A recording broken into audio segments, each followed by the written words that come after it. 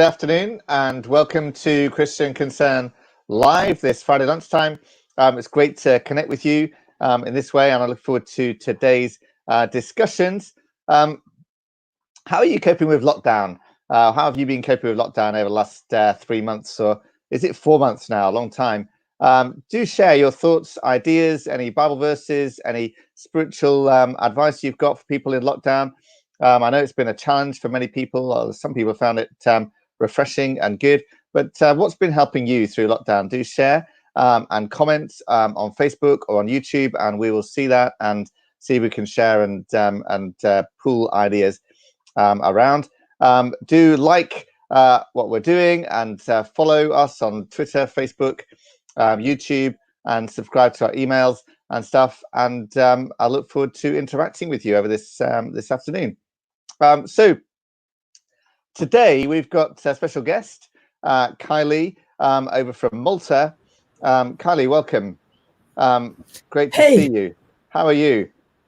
Good to see you. And I gather you're not suffering from lockdown over in Malta, is that right? No, actually, I'm not. We've never been in lockdown, except, for some people in Malta, like senior citizens or special people with some conditions that might be more vulnerable.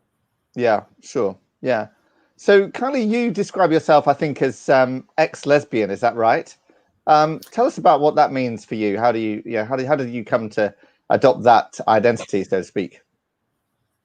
Yeah. So I refer to that that phrase just as a way to show where I came out of, because in Christ today I am a new creation.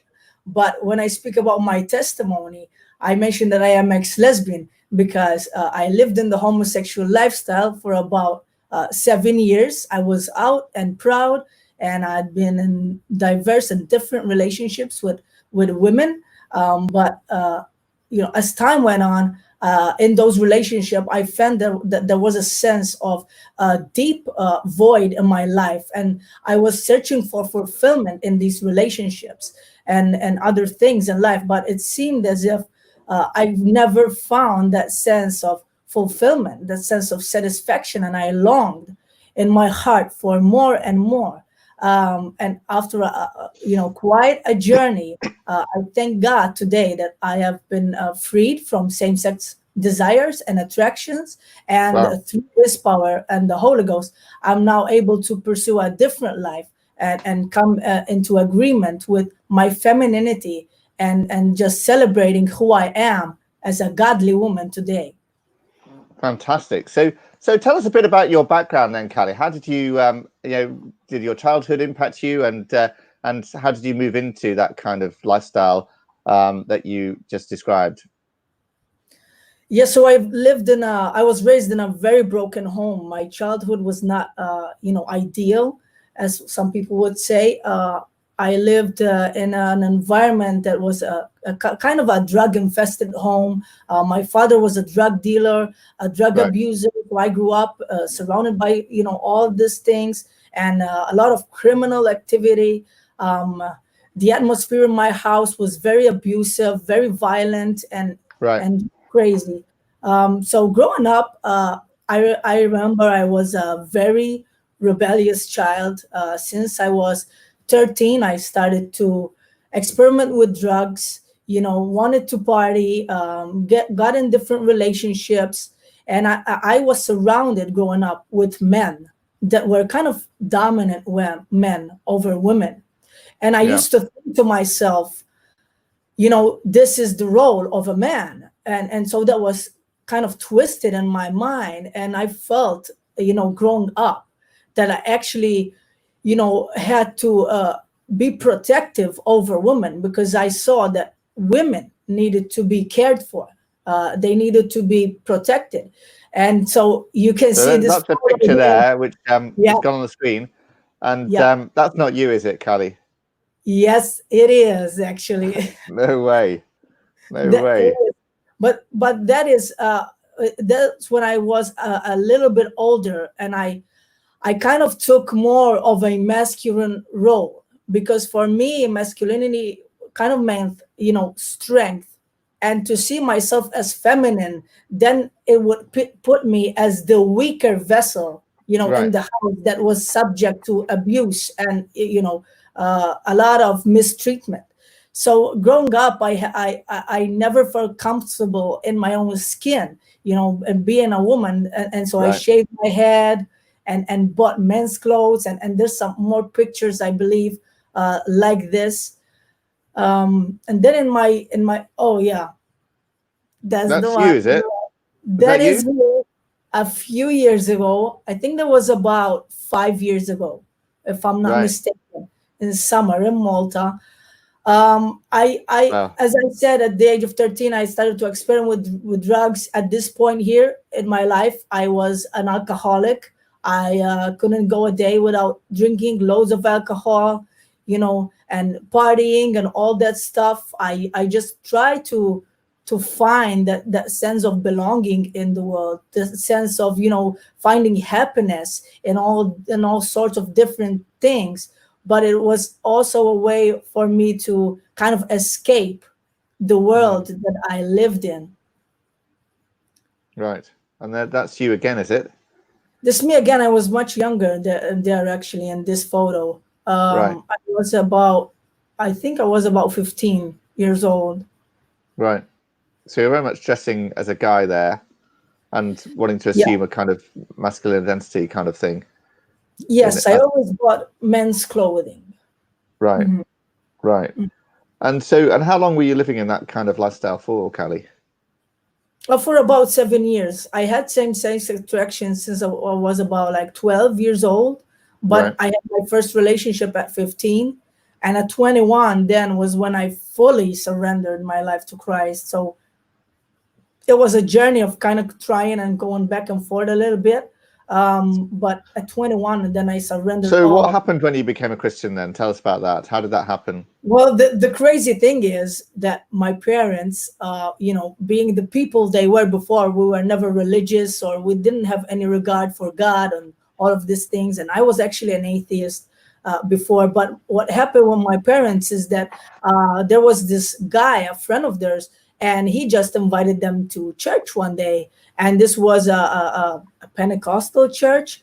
And they went in and they just tried it, which was a shock for me because we were never religious or anything. And at this time, my father was a drug addict and all sorts of problems in my parents' marriage. And so they just took a chance and they went to this church. And what happened in that church was something that they could barely describe with words, because they came back to me saying, oh, we went to this place and there were these people that were just prayed for us and they prayed over us. And the power of the Holy Spirit just hit us so hard. And for me, this was like speaking foreign language, because I'd never heard of any of this stuff. But when I saw my father quitting drugs, and my parents became both radically saved, and the atmosphere and the whole house just changed and shifted in such a miraculous way. Wow. Then that's where the journey for me began to start question my faith. And I started thinking, well, God, do you really exist? Is there any chance that there's a God up there in heaven that would care for me? But if he did care for me, how come then I went through all of this abuse in my life? How come I went through all this pain and destruction and suffering? And Yeah. so it was a process, and my mom was praying for me day and night and day. And over the years, I kept on with homosexual relationships, and it was just one destructive relationship after the other. And it just seemed like the more I would dive myself into relationships and alcohol and drugs, the more depressing my life got. And finally, when I hit rock bottom, I just I just tried, and I said, well, I'm just gonna give this Jesus a chance, if he's really out there, and if he's really speaking to me, because weird things started to happen. I would like be random at a bus stop waiting for a bus, and they're just strangers out of nowhere would come up to me and speak to me about Jesus at this time. and Wow. and I didn't realize that it was God's way of speaking to me at that time. But seed after seed, and season after season, I just went to this church, and that's when I started to, my eyes were kind of opened to the spiritual world, the spiritual realm, and what Jesus had done for me, and that Jesus was not condemning me for all of my sins, but rather he was saying, my child, it doesn't matter what you did. I welcome you with open arms. Just Is come that to your me. baptism there? Yeah, that is when I got baptized in Malta. I was about, like 18 years old at that time. Right. So it was a very radical, way of being saved for me, because once I opened the door and once I let God into my life, he really showed me that all of the things that I had heard about God from people, that was not the real Jesus. He was someone else. He was, Yeah. So, Kylie, yeah. do ask questions, folks. If you're watching on Facebook and YouTube live, we can reflect them. We've got a question here from John Winlow. In these relationships, what do you think you were really looking for, Kylie? Growing up, I always had that sense of rejection, and from my parents, and just being misunderstood, and with my friends. So I thought that finally, if I'd be in a homosexual relationship, I could find that comfort and that longing for intimacy and love that I had within a woman. So that was kind of like, I call it nowadays, it was my illusion of finding love and Right. restoration in my life. Right. Yeah. And another question here from Dawn Bradford on Facebook. She says there's evidence that domestic violence is high in lesbian relationships. Do you have a view on why that is? Yes, actually. I believe that, if not all, many and most homosexual relationships, homosexuality is a byproduct of brokenness. So when you have a broken person and is now becoming one sort of, with another broken person, that does not mean that all the issues that were buried deep inside will just disappear. But Right. a small thing like a small fight can just trigger all suffering and abuse of emotion from the past, and just cause you to react in such a way that is quite radical and abusive. Yeah. So, and then we've got a question here as well from Sam Weller, which might take you forward from YouTube. Did you suddenly start finding men attractive rather than women? And what happened there? That's the before and after shot we got there, is it? Yeah, Of you there. that's Yeah. a before and after. On the left is you, as well as on the right is you. Yeah. Both of them. Yes, both Amazing. So after you became a Christian, did your sexual attraction suddenly change, or what happened to you then? No, actually, no, not at all. Didn't suddenly change. I had this period in my life where it's like God had me just for his own, because there was so much of emotional pain that I had to deal with, and I had to find that place of being whole just in Christ, because another person does not make you whole, irrespective of gender. It doesn't matter if it's male or female. So God had just had me in that season where I was just immersed in his presence and just focused on who he says I am, and building myself up as a woman in Christ. And so I thought for a time that, God, I'm going to be single for you for the rest of my life, and I would just serve you and just be yours, and be in ministry. I was on fire and all that. So you knew, did you? Did you know straight away that homosexual relationships were wrong? Is that, you knew that straight away, did you? Well, it was revealed to me by God, because there was no way that that someone was going to convince me that homosexuality was a sin. As I said before, I was really out and proud, and I thought there was nothing wrong with being gay. You know, you're born that way. And I saw it as a permanent thing, you know, a fixed identity over my life. But as I said, you know, going through the motions with God and going through his word and his presence, he started to take me through seasons of, you know, and challenges of, you know, forgiving the people that hurt me and actually go and seeking reconciliation. And I had to do that step with my father. And once I was doing these things, it was God was restoring the way that I viewed men. And I kind of realized that not men are abusive, obviously, you know, but it's just so deep in your mind that that's the only view that I had. And I started to notice, you know, after a year and a few months, that suddenly, well, much before that, the same-sex attraction decreased drastically. So Right.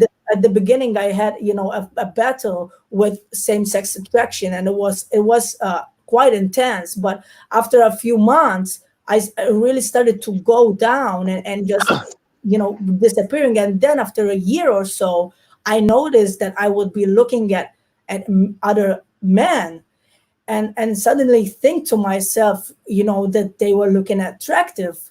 But at the same time, since I was, you know, this was very foreign to me, I used to stop myself from thinking that, you know, any man could be attracted to me or me to him, because I wasn't really longing for a relationship with a man. But God took me through baby steps, you know, and nowadays, you know, I can say publicly that I am in a heterosexual relationship, and it's been about 1 year, a little bit than a year. There's definitely challenges, but God is so good, and I would never want to go back to a homosexual relationship now, because I understand the proper role of a man and how he is supposed to take care and be like an umbrella over the woman and his children. So we haven't tied the knot yet, so only God knows. But the future is exciting in God, and whatever it is, I'm just happy to be a child of God and just free in the ability to share my story and to share the power of God, and that there is hope for people that do actually want out of that lifestyle. Fantastic. So let me bring Carys in now, because we've got Carys Moseley on the line here, one of our key researchers from Concern. Hi, Carys. Yeah. So they've actually brought in a law in Malta, haven't they, that actually bans therapy for unwanted same-sex attraction. Can you talk about that? Maybe Carys first, and then maybe Kylie. Yeah, I think that what happened in Malta, which is how we got to know Kylie, of course, is a sign of what could happen in other countries. I was interested because I thought that maybe it would happen here. There's been, you know, a statute law criminalizing what they call conversion practices, which is a very broad term, not just therapy or counseling, but could definitely capture church-based pastoral care. And yes, nobody's gone to prison yet, but what's happened is a culture of intimidation and harassment. And that's happened to Matthew Grech, whom we know from Malta as well, who works with Kylie. And the government ministers attacked him publicly, which is absolutely disgraceful. You don't behave like that. You're a government minister, full stop. So yes, I think, can I just say why? I think Malta was picked for a reason, because in most countries you don't have criminal laws banning so-called conversion therapy or practices. You have bans on the professional mental health organizations. I think the activists have been picking a few countries where they spot a chance or a vulnerability. I have my idea as to what exactly it is in Malta, but I don't have absolute proof of it, so I won't say. But yeah, they pick certain countries. And because the thing is, there's no reason for this ban in Malta. Malta is a very traditional Catholic country. You know, didn't have things like same-sex marriage or even divorce until very recently. Abortion is illegal there, or things might be changing. And so it looked that there needs to be an explanation for what was going on. It's not popular demand, for sure. Okay, and Kylie, how has it affected the church and your ministry, that ban? Yeah, well, the particular church that I attend has been heavily criticized by the media.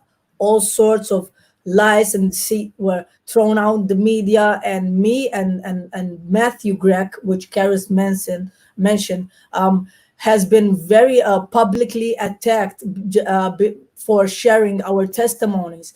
What is very significant to me is that a survey came out not recently, like 4 years ago, just a little bit before, the law was passed to ban conversion therapy. There was this survey, and actually 80% of people in Malta disagreed with same-sex marriage.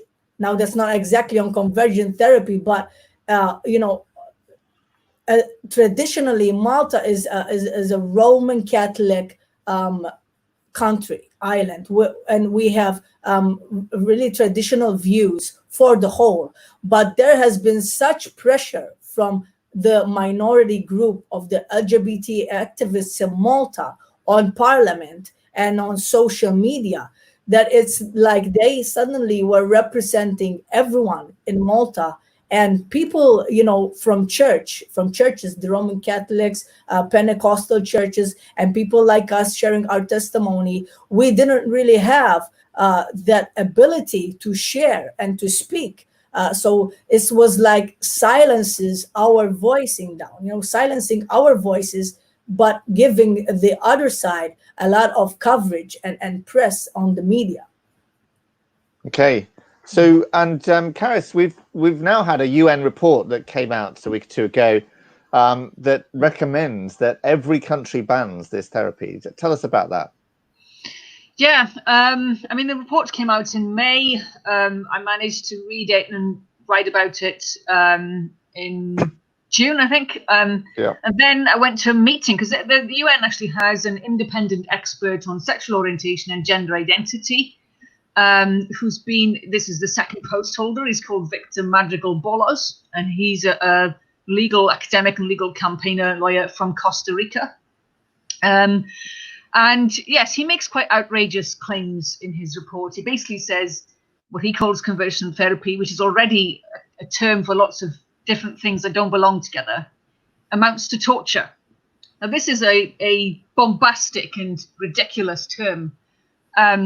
Because what he's done, if you read the report, and people can access that through clicking on my article on our website, it's still up on the UN website, the report, is he lumps together talking therapies, counselling, religious-based counselling, traditional healing in different world religions, things like that, with bizarre psychiatric practices that were used for a short time in the late 20th century, such as electroconvulsive therapy or electric shock, different ways of aversion. As I said, those are psychiatry, not psychotherapy. And then he's mixing into that claims of torture of LGBT people in different countries like Ecuador and China and so on. And actually, when you go back, because he references a lot of the works of the UN committee, which is against torture, and he's worked a lot with them. And it's very difficult to find the actual evidence. Now, it must be there somewhere when you go back in the paper trail, but it's not good enough to make big claims like that. So there's a problem here as well, isn't there, Carys, with the term conversion therapy? Nobody who practices helping people who want to be helped calls it conversion therapy, do they? No, I think that's so if I backtrack, because the torture bit is the bit everybody's now talking about. But yes, when you look at the term itself, I'm on the board of the International Federation for Therapeutic and Counselling Choice. And Mike Davison's the head of that. And we sent a response, as did many other NGOs, to the UN expert, because he made a call for evidence on conversion therapy, which is how he brought out this report. And we explained the history of the term. It goes back to an American psychologist who's a gay activist called Douglas Haldeman, who works in a university in America. He coined it in 1991. And again, he started this business of mixing lots of different things together. What viewers need to understand is one of the things he did was to mix together a sample of voluntary clients in New York who were seeing a well-known and well-reputed psychotherapist called Irving Bieber. And he was writing as far back as 1962. These are male clients, because obviously people see same-sex clients. And a lot of them had very traumatic, troubled backgrounds. They wanted to be there. A lot of them did progress to relationships with women, actually. It's quite promising.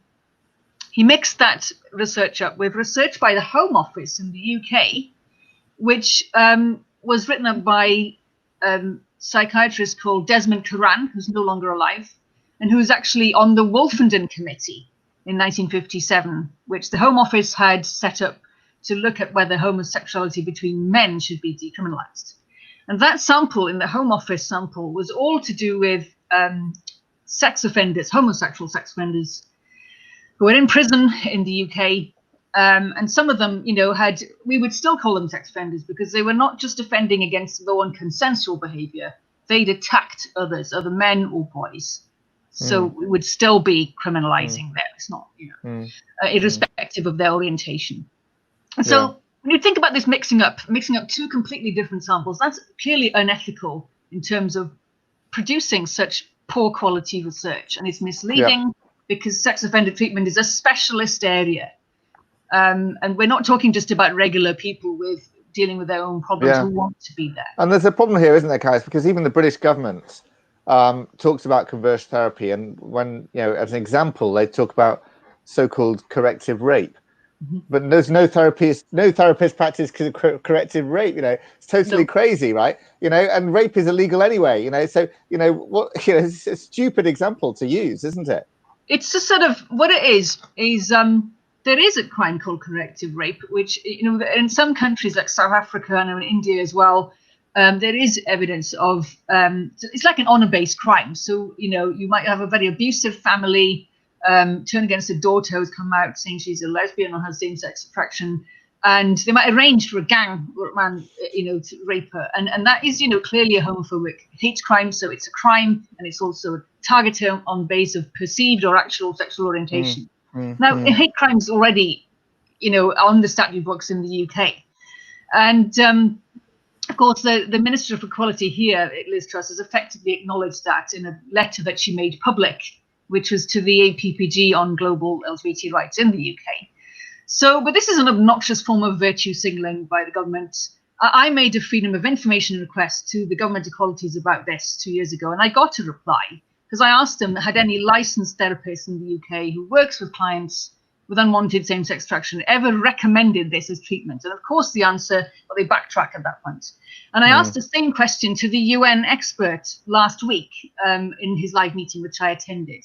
And I made sure to ask that question, not in the Zoom chat, because we were allowed to send questions, but publicly on Facebook, because we were allowed to do that. And at that point, verbally, he backtracked and said rape is not therapy.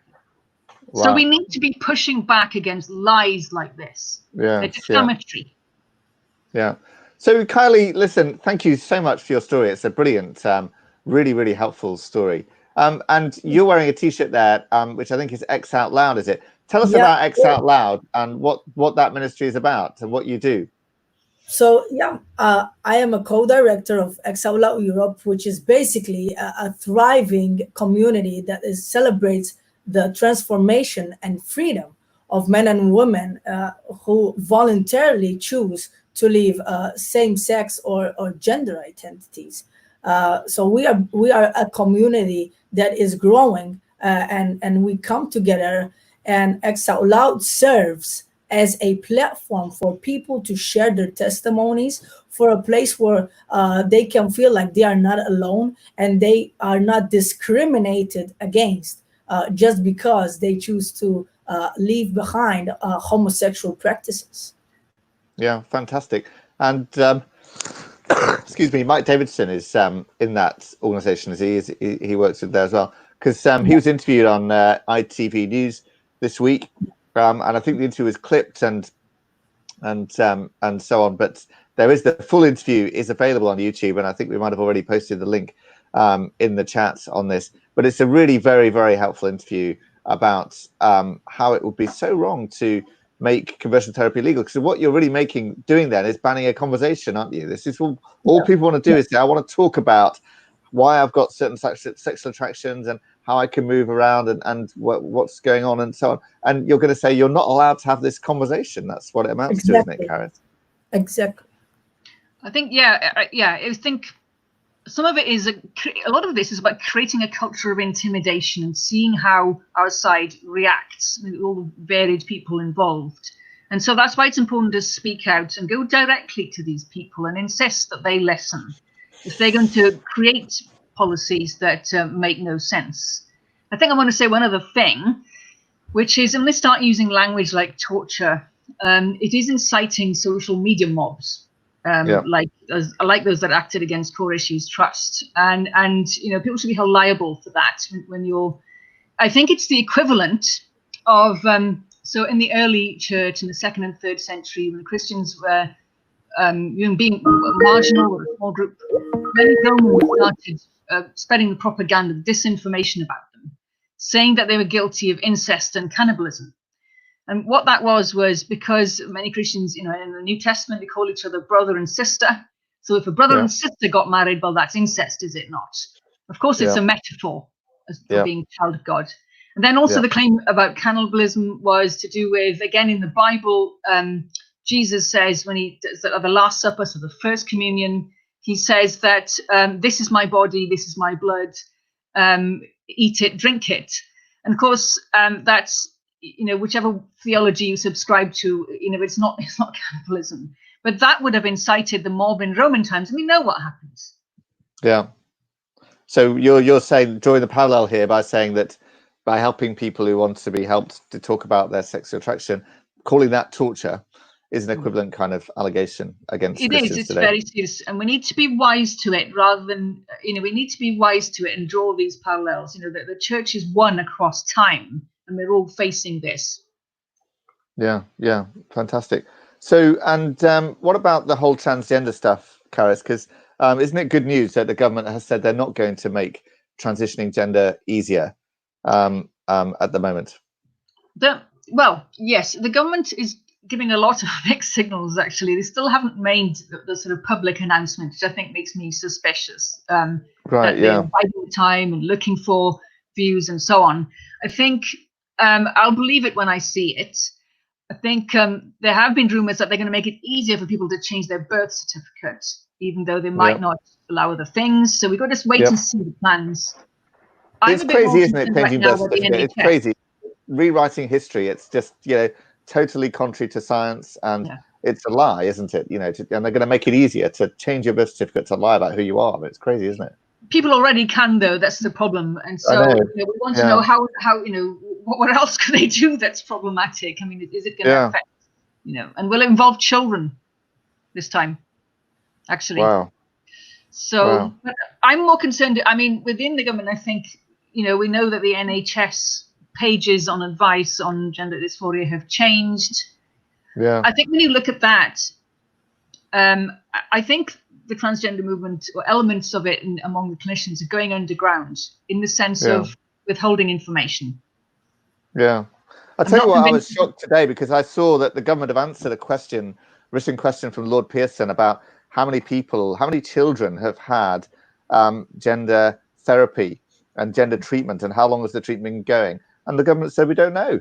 The government said, we can't get this data, sorry, goodbye, kind of thing. That's appalling, isn't it? Yeah, it's not just central government. There's been, almost 50 years of this with MPs asking questions and then being told we don't hold this information centrally. Well, it's held somewhere, and actually, House of Commons staff and civil servants should have every right to find official statistics. So the real answer to your question, I think, is that official statistics may not actually be being kept properly. And I can tell that when you start looking at FOIs to the Tavistock, to the NHS board that's looking after the gender clinic for children and adolescents. They're not replying properly to people. You can pick through the disclosure log and find that. Yeah. So when do you expect the government to come out with their proper announcements on this? So we still don't know. Is that right? I did see something the other day about it being the 21st of July, which will be very soon. Right. And I think because Parliament breaks up soon after that, there's this recess soon after that. Yeah. And that is, but I've only seen that date mentioned once. But again, we just have to wait and see, because they've taken so much time, and it's the press, to be fair, that is trying to find out what's going on.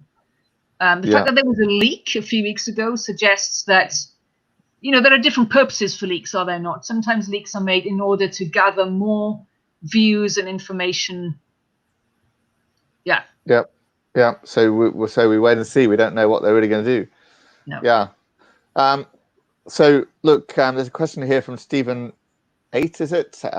Did you hear about the lawsuit from California? Juvenile detention center forced a young boy to take estrogen pills. Did you know about that, Carys?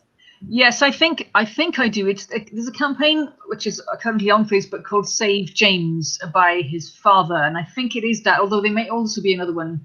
The one I'm thinking of, there's joint custody between the father and the mother, and they really don't agree at all. The mother says he's a girl, the father says he's a boy, and they're back and forth. And so half the week is with one and half the week is with the other. And I think it may be that. Oh, yeah, it's awful for the child. It's terrible. Situations like that, you see, this is why a conversion therapy ban would be dangerous, because what the UN wants is a ban on therapy that deals with gender confusion as well. So, when you have, and it's even more complicated when parents quarrel and separate. And in this country, obviously parental rights have been eroded, often so by you'd be allowed gay affirming therapy and not allowed therapy to affirm heterosexuality. Yeah. Is that right? Yeah. Yeah. Or to affirm that you are in your own sex, so if you read them therapy bans, they're quite cleverly worded. They'll say you're not allowed to say that one gender identity is superior to the other. And they're addressing that to the professionals to break down what we call heteronormativity. It's all about smashing that heteronormativity, but in counselling and therapy. But from the client's point of view, it means that they can't find a trained, qualified, licensed professional who would help them move away from a gender identity or confusion that's become quite, a central problem in their lives. So the people it affects most are people who've already come out as transgender. People who haven't and have kept the problems secret may have fewer problems, although problems are bound to come. But yeah.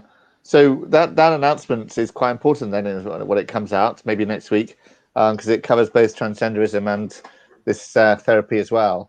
Well, I'm not sure. I think the announcement may only be on transgender issues when I saw it mentioned. And also we've got to distinguish between adults and children, because as I say, I think with the gender clinic for children, I think some people and some information is being pulled back because I think people are going underground. So, yeah, we've got to look at both. Right. Yeah. Well, and pray about it as well. Yeah. I think going forward to see how we are.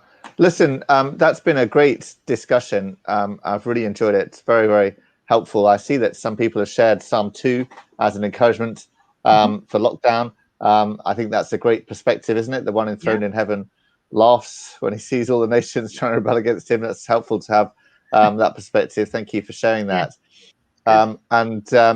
And listen, that was a fantastic testimony, Kylie. Really appreciated it. And your ministry, Ex Out Loud. I mean, we need, that is really what we need, is people who are identify as ex-gay or ex-lesbian to be out and loud and to tell their stories and to be unashamed of it.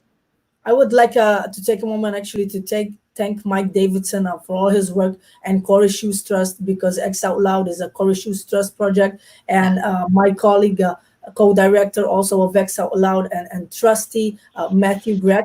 And I would encourage people to follow us on the Ex Out Loud Europe Facebook page. We have an Ex Out Loud website, and you can also follow us on Instagram. Thank you so much, Christian Concern, for having me. It's been wonderful. Thank you, guys. Brilliant. Great. Yeah, do follow them. That's great to do that. And I see people are putting the links out there for you to check. Listen, it's been a great conversation. Thank you, everyone, for joining us. We've enjoyed it. We'll be back again next Friday. And if that government announcement is out, I bet we'll talk about that next Friday as well. We'll see. But also coming up on August the 3rd, we've got a gospel issue seminar with Andrew Sandlin, and the title is "Should Christians Fight Culture Wars?" So that's an interesting discussion, isn't it? And where should Christians engage, and how much should Christians engage in cultural aspects? That's Monday, the 3rd of August at 8 p.m. So stick that in your diary. That'll be a really good one. Andrew Sandlin's always got fantastic stuff to share. And thank you for joining us. Do like us, follow us, sign up for emails, and we'll see you again next week. Thank you very much. Thank you. Bye.